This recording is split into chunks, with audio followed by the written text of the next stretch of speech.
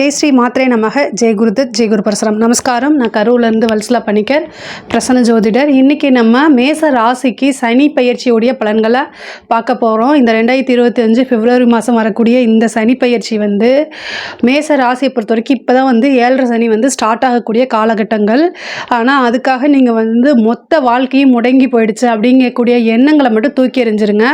பொதுவாகவே சனி உழைப்பாளிகளுக்கு நிறைய நல்லது தான் செய்வார்.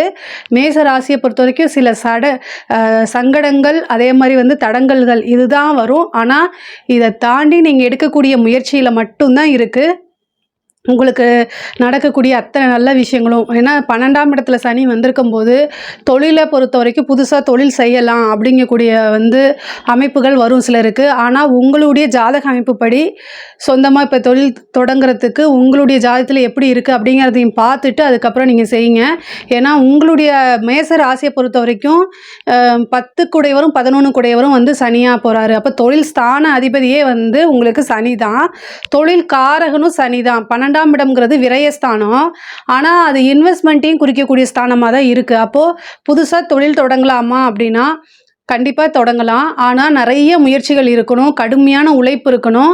ஆனால் 6ஆம் இடத்தை சனி பார்க்குறாரு. 6ஆம் இடத்தை பார்க்கும்போது என்னென்னா தொழில் ரீதியாக நிறைய கடன்கள் வாங்கும்போது அந்த கடன் வாங்கக்கூடிய விஷயத்தை மட்டும் ஒரு தடவைக்கு 2 தடவை யோசிக்கணும். இன்னும் 2.5 வருஷம் இருக்க போகிறாரு இந்த 12ஆம் இடத்துல. அதுக்கப்புறம் அடுத்த 2.5 வருஷம் ஜென்ம சனியாக மாறுவார்.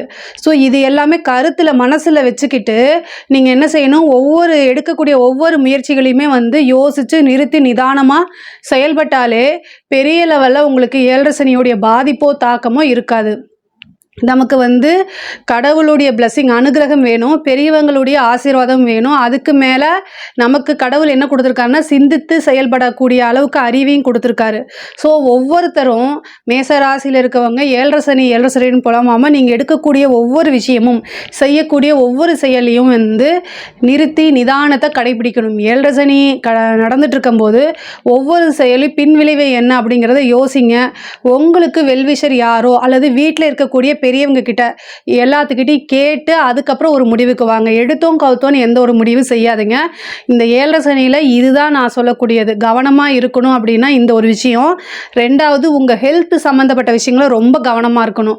12ல் உங்களுக்கு குடும்பஸ்தானத்தை பார்க்குறாரு, 6ஆம் இடத்தை பார்க்குறாரு, 9ஆம் இடத்தை பார்க்குறாரு. இந்த ஸ்தானங்கள் எல்லாமே உங்களுக்கு நல்ல ஸ்தானமாக தான் இருக்குது. 6ஆம் இடம் அப்படிங்கும்போது இந்த காலகட்டத்தில் நீங்கள் அமைதியாக போகும்போது எதிரிகள் இருக்காங்களே அவங்க உங்களை உசுப்பேத்துறதுக்கே ஏதாவது ஒரு விஷயத்த செய்வாங்க. அவங்களுக்கு கொண்டாட்டமாக தான் இருக்கும். ஏன்னா நீங்கள் ஒரு விஷயத்த செய்வீங்க, அது ஏதாவது ஃபஸ்ட்டு ஃபெயிலியர் ஆகிறதுக்கு வாய்ப்புகள் இருக்குது. அது ட்ராபேக் ஆகும். சம்டைம் அது சக்ஸஸ் இல்லாமல் போகலாம்.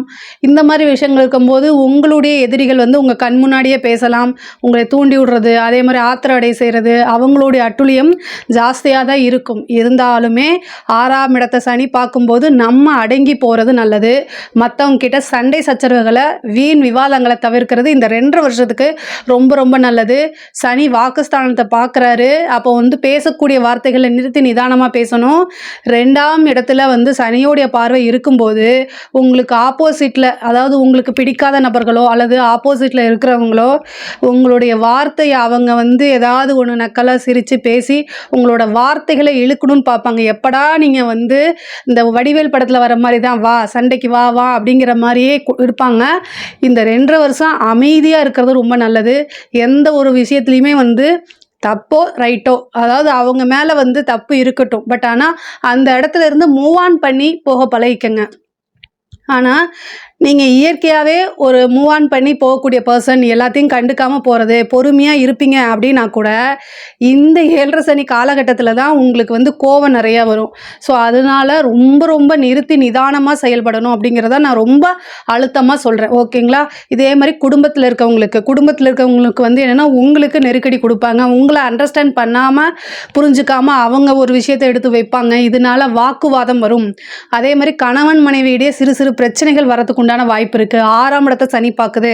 6ஆம் இடம் தான் சண்டை சச்சரவு, கோர்ட்டு கேஸு, டைவர்ஸு எல்லாத்தையும் குறிக்கக்கூடிய இடம். ஸோ அதனால என்னென்னா டைவர்ஸு ஆகிற அளவுக்கு நீங்கள் வார்த்தைகளை விட்டுறாதீங்க. அவ்வளோதான்.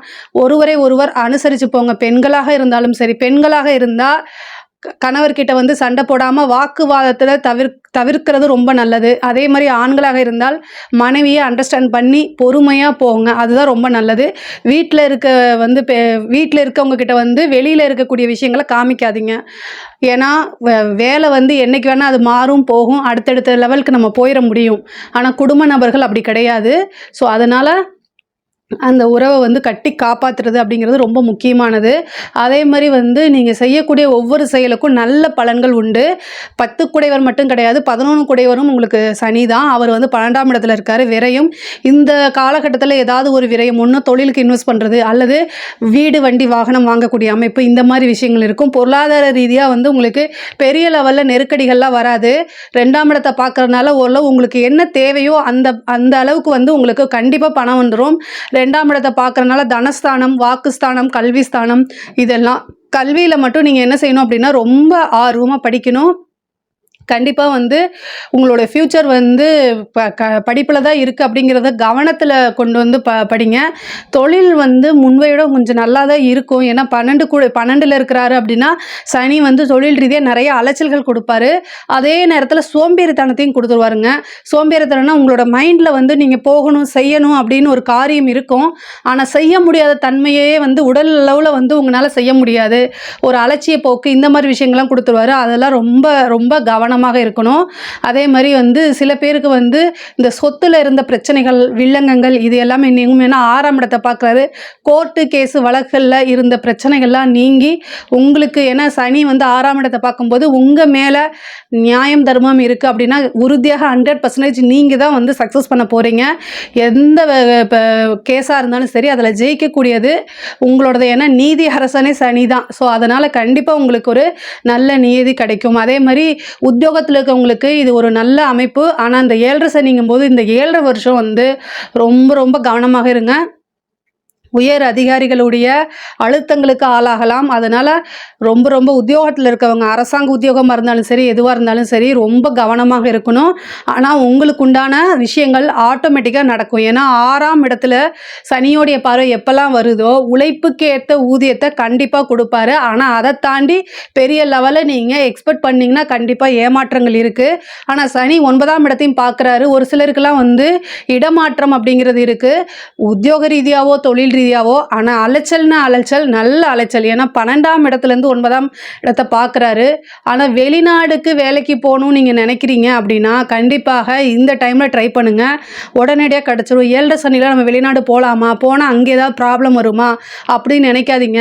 7.5 சனினாலே என்னென்னா கம்ஃபர்ட் ஜோனை விட்டு கொஞ்சம் கஷ்டப்படுறது தான். அப்போ நம்ம உள்நாட்டில் இருக்கிறத விட, நம்மளுடைய நாட்டில் இருக்கிறத விட வெளிநாட்டில் இருக்கும்போது நம்ம அந்த நாட்டோடைய சட்ட திட்டங்களுக்கு கொஞ்சம் கஷ்டப்பட்டு தான் இருக்கிற மாதிரி வரும்.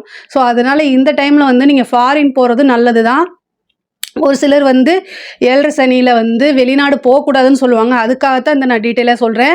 கம்ஃபர்ட் ஜோனை விட்டுட்டு நீங்கள் அந்த ஜோனை தாண்டி நீங்கள் வெளியில் போகிறீங்க அப்படின்னா கண்டிப்பாக 7.5 சனியில் உங்களுக்கு பெரிய லெவலில் பாதிப்பு வராது, சக்ஸஸை தான் கொடுக்கும்.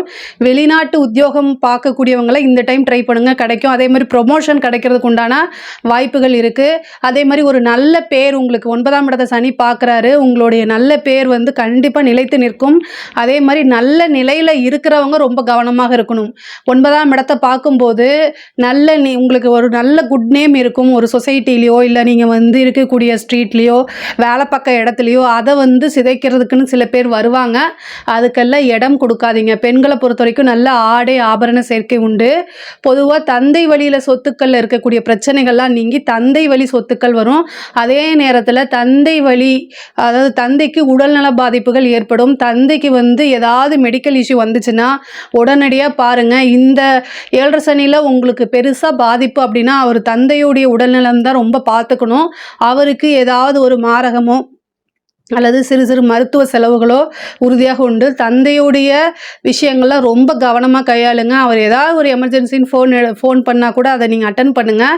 ஏன்னா சனியோடைய பார்வை 9ஆம் இடத்துக்கு வரும்போது அவருக்கு ஏதாவது ஒரு பாதிப்பை உண்டு பண்ணுறதுக்கு உண்டான வாய்ப்புகள் இருக்குது. அதை மட்டும் நீங்கள் பார்த்துக்கோங்க. ஒரு நல்ல குருநாதர் கிடைப்பாங்க, ஒரு உபாசன தெய்வம் பண்ணுங்கள்.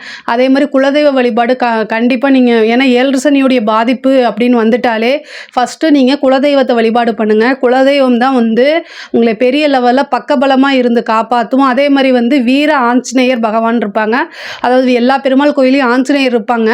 மேச ராசியை பொறுத்த வரைக்கும் வீர ஆஞ்சநேயர்னு எங்கேயாவது இருக்கா அப்படின்னு நீங்கள் சர்ச் பண்ணி உங்கள் வீட்டு பக்கத்தில் இருந்தால் கூட நீங்கள் போயிட்டு வரலாம். வெண்ணையும் செந்துரமும் வச்சு அவருக்கு வழிபாடு பண்ணுங்கள். 2 நெய் தீபம், வெண்ணெய், செந்துரம் இதை வச்சு வழிபாடு பண்ணுங்கள். சனியோடைய பாதிப்புகள் வந்து ரொம்ப ரொம்ப குறைவாக இருக்கும். நல்ல பலன்கள் உங்களுக்கு கூடுதலாகவே இருக்கும். 6ஆம் இடத்தை பார்க்கறதுனால காசு பணம் சொத்து சேர்க்கையெல்லாம் வருங்க. 6ஆம் இடம்ங்கிறது வந்து சொத்து சேர்க்கையும் உண்டு பண்ணும். நல்ல யோகங்களையும் காசு பணத்தையும் கொடுக்கறதோட திடீர்னு ஒரு வீடு வண்டி வாகனங்கள் வாங்குறது, ஏற்கனவே ஒரு இடம் வாங்கி போட்டிருக்கீங்க ஒரு வீடு கட்டுறது, இந்த மாதிரி அமைப்புகள் இருக்கும். அதே மாதிரி கடன் ரீதியான இருக்கக்கூடிய பிரச்சனைகள்லாம் கொஞ்சம் கொஞ்சமாக படிப்படியாக சால்வ் ஆகிறதுக்கு உண்டான அமைப்புகளும் இருக்குது. பொதுவாகவே நான் ரொம்ப உங்களுக்கு நீங்கள் ஜாக்கிரதையாக இருக்கணும் அப்படின்னா எதில் அப்படின்னா வந்து குடும்பத்தில் இருக்கக்கூடிய நபர்கள்கிட்ட ரொம்ப அட்ஜஸ்ட் பண்ணி போகணும். சண்டை சச்சரவுகள் வீண் விவாதங்களை தவிர்க்கிறது நல்லது. முகம் தெரியாத நபர்கள்கிட்டயோ அல்லது வந்து அறிமுகம் இல்லாத நபர்கள்கிட்டயோ நீங்கள் வந்து பேசும்போது என்ன பேசுகிறோம் அப்படிங்கிறத மைண்டில் நிறுத்திட்டு பேசுங்க. ஏன்னா உங்களுடைய பேச்சுக்கள்னாலேயே பிரச்சனைகள் வரத்துக்கு உண்டான வாய்ப்பு இருக்குது. 7.5 சனியில் கவனமாக இருக்கணும். அதே மாதிரி சுறுசுறுப்பாக இருக்கணும். இதை ரெண்டையும் யார் செயல்படுத்துகிறாங்களோ அவங்க கண்டிப்பாக சக்ஸஸ் பண்ண முடியும். இந்த சனி பயிற்சியில் வந்து திருமண யோகம் இருக்கா அப்படின்னா திருமணத்துக்கு உண்டான அமைப்புகள் வந்து சனி பயிற்சியில் இல்லை. ஆனால் உங்களுடைய ஜாதகத்தில் வந்து உங்களோட ஜாதகத்தில் குருபலமோ அல்லது வந்து 7ஆம் அதிபதியோடைய திருமணம், அது 7ஆம் அதிபதியோடைய திசாபுத்திகளோ இருக்குது அப்படின்னா திருமணத்துக்கு நீங்கள் தாராளமாக ப்ரொசீஜர் பண்ணிக்கலாம். ஆனால் சனியோடைய தாக்கம் வந்து 7ஆம் இடத்துக்கோ 7ஆம் இதுக்கோ உங்களுக்கு எதுக்குமே வரலை. அதனால் திருமணத்தில் எந்த பிரச்சனையும் இல்லை. அதே மாதிரி தொழில் தொடங்கலாமான்னா தாராளமாக தொடங்கலாம். ஆனால் உங்களுடைய ஜாதகத்தில் தொழில் ஸ்தானம் எப்படி இருக்குன்னு பார்த்துட்டு தொடங்குங்க.